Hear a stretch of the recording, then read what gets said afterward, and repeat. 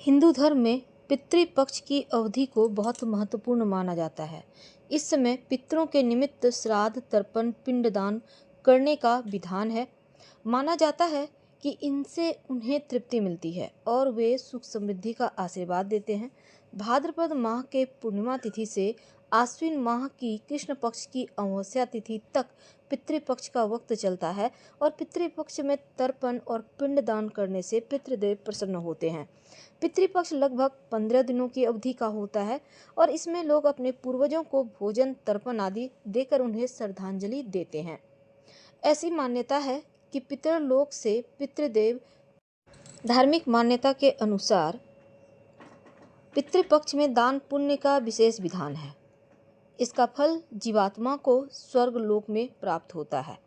महाभारत के अनुसार सबसे पहले महातपस्वी अत्रि ने महर्षि निमि को श्राद्ध के बारे में उपदेश दिया था। इसके बाद महर्षि निमि ने श्राद्ध करना शुरू किया। महर्षि को देखकर अन्य ऋषि मुनियों ने पितरों को अन्न देने लगे। लगातार श्राद्ध का भोजन करते करते देवता पितर पूर्ण हो गए। पुराणों ने भी पितृ पक्ष को बहुत अधिक महत्व दिया गया है।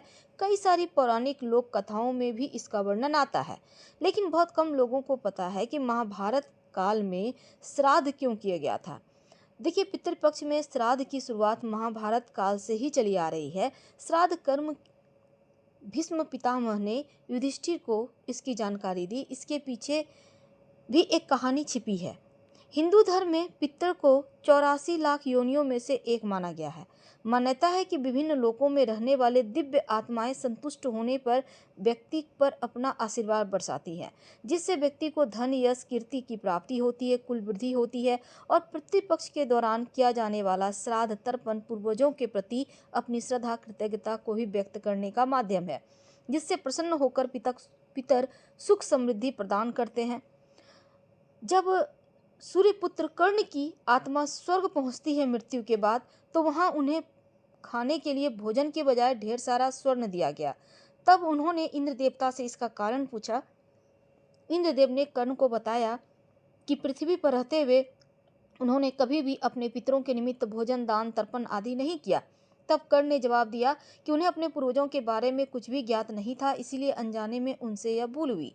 दानवीर कर्ण अपनी दानवीरता के लिए जाने जाते थे और जीवन भर उन्होंने गरीबों, जरूरतमंदों को धन और स्वर्ण का किया दान। अपने द्वार पर आने वाले किसी भी व्यक्ति को उन्होंने कभी धन के बिना लौटने नहीं दिया। लेकिन कर्ण ने अपनी जीवन काल में अन्न का दान कभी नहीं किया। अंतिम समय में जब कर्ण ने मृत्युलोक छोड़ा, स्वर्ग पहुंचे तो उन्हें खूब सोना दिया गया, खाने के लिए कुछ भी नहीं मिला। कर्ण ने जब देवराज इंद्र से इसका कारण पूछा तो देवराज इंद्र ने बताया कि जीवन भर सोना दान किया है, पितरों की आत्मा की शांति के लिए कभी अन्न का दान नहीं किया, इसीलिए उन्हें अन्न नहीं दिया गया। तब कर्ण ने इस बात को लेकर अनभिज्ञता जाहिर करते हुए कहा, मुझे अन्नदान के महत्व की जानकारी नहीं थी। कर्ण को जब अपनी गलती का एहसास हुआ तो उन्हें अपनी गलती सुधारने के लिए एक बार 16 दिन के लिए धरती पर भेजा गया। इन 16 दिनों में कर्ण ने अपने पूर्वजों को याद करते हुए तर्पण किया, भूखे गरीबों को अन्न दान किया, फिर स्वर्गलोक चले गए। ऐसी मान्यता है, तभी से 16 दिन का पितृपक्ष मनाने की परंपरा चली आ रही है। इस दौरान लोग अपने मृत पूर्वजों को याद करके भोजन का आयोजन करते हैं और पितृपक्ष के दौरान कोई भिक्षा मांगने आए तो खाली हाथ नहीं जाने देना चाहिए। पितर कभी भी अपनी संतान को परेशान नहीं करना चाहते, वे बहुत दयालु होते हैं। संतानों की उपेक्षा से दुखी हो जाते हैं, क्योंकि संतान के द्वारा श्राद्ध, कर्म और पिंडदान आदि करने पर उन्हें तृप्ति मिलती है और अपने संतानों को धन धान्य, खुश रहने का आशीर्वाद देते हैं।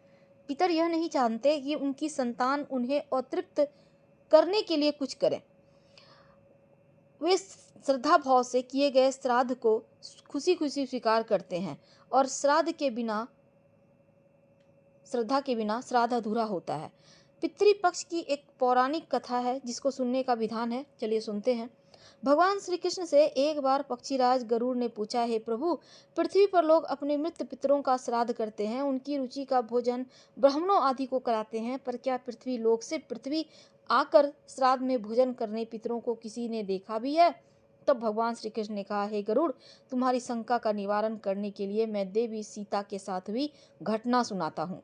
सीता जी ने पुष्कर तीर्थ में अपने ससुर आदि 3 पितरों को श्राद्ध में निमंत्रित ब्राह्मणों के शरीर में देखा था। वह कथा सुनो। भगवान श्री कृष्ण कहते हैं, हे गरुड़, यह तो तुम्हें ज्ञात ही है कि श्री राम अपने पिता दशरथ की आज्ञा के बाद वन को चले गए। साथ में देवी सीता भी थी। बाद में श्री राम को यह पता लग चुका था कि उनके पिता उनके वियोग में शरीर त्याग चुके हैं। तब उनके पिता के वियोग में जब त्याग गए और जंगल जंगल घूमते सीता जी के साथ श्री राम ने पुष्कर तीर्थ की यात्रा की। अब वह श्राद्ध के अवसर था। ऐसे में पिता का श्राद्ध पुष्कर में हो, इससे श्रेष्ठ क्या हो सकता है। तीर्थ में पहुंचकर उन्होंने उन ब्राह्मणों के चले जाने पर श्री राम ने अपनी प्रियतमा सीता जी से पूछा कि ब्राह्मणों को देखकर तुम लताओं की ओट में क्यों छिप गई? यह उचित नहीं जान पड़ा। इससे ऋषियों के भोजन में व्यवधान हो सकता था, वे कुपित भी हो सकते थे। श्री राम बोले, हे सीते, तुम्हें तो ज्ञात है ऋषियों ब्राह्मणों को पितरों के प्रतीक माना गया है। ऐसे में तुमने ऐसा क्यों किया? इसका कारण जानने की इच्छा है, मुझे अविलंब बताओ। श्री राम के ऐसे कहने पर सीता जी मुंह नीचे कर सामने खड़ी हो गई और अपने नेत्रों से आंसू बहाते हुए बोली, हे नाथ, मैंने यहाँ जिस प्रकार का आश्चर्य देखा है उसे आप सुने। इस श्राद्ध में उपस्थित ब्राह्मणों की अगली पांत में मैंने दो महापुरुषों को देखा। वे राजा जैसे प्रतीत हो रहे थे। ऋषियों ब्राह्मणों के बीच सजे धजे राजा महाराजा जैसे महापुरुषों को मैं देख अचरज में थी। तभी मैंने आपके पिताश्री के दर्शन भी किए। वह भी सभी तरह के राजसी वस्त्र और आभूषण से सुशोभित थे। आपके पिता को देखकर मैं बिना बताए एकांत में चली आई। मुझे न केवल लज्जा का बोध हुआ, वरन मेरे विचार में कुछ और भी आया। तभी निर्णय लिया, हे प्रभु, पेड़ों की छाल वलकर मृगचर्म धारण करके मैं अपने ससुर के सम्मुख कैसे जा सकती थी? मैं आपसे यह सत्य कह रही हूँ। अपने हाथ से राजा को मैं वह भोजन कैसे दे सकती थी जिसके दासों के भी दास कभी वैसा भोजन नहीं करते? मिट्टी और पत्तों आदि पात्रों में उस अन्न को रख कर मैं उन्हें कैसे देती? मैं तो वही हूँ जो पहले सभी प्रकार के आभूषण से सुशोभित रहती थी और आपके पिताश्री मुझे वैसी स्थिति में देख चुके थे। आज मैं इस अवस्था में उनके सामने कैसे जाती? इससे उनके मन को भी क्षोभ होता। मैं उनको क्षोभ में कैसे देख सकती थी? क्या यह कहीं से उचित होता? इन सब कारणों से लज्जा के कारण मैं वापस हो आई और किसी की दृष्टि ना पड़े इसलिए सघन लताओं में आ बैठी। गरुड़ जी बोले, हे भगवान, आपकी इस कथा से मेरी शंका का उचित निवारण हो गया कि श्राद्ध में पितृगण साक्षात प्रकट होते हैं और वे श्राद्ध का भोजन करने वाले ब्राह्मणों में उपस्थित रहते हैं।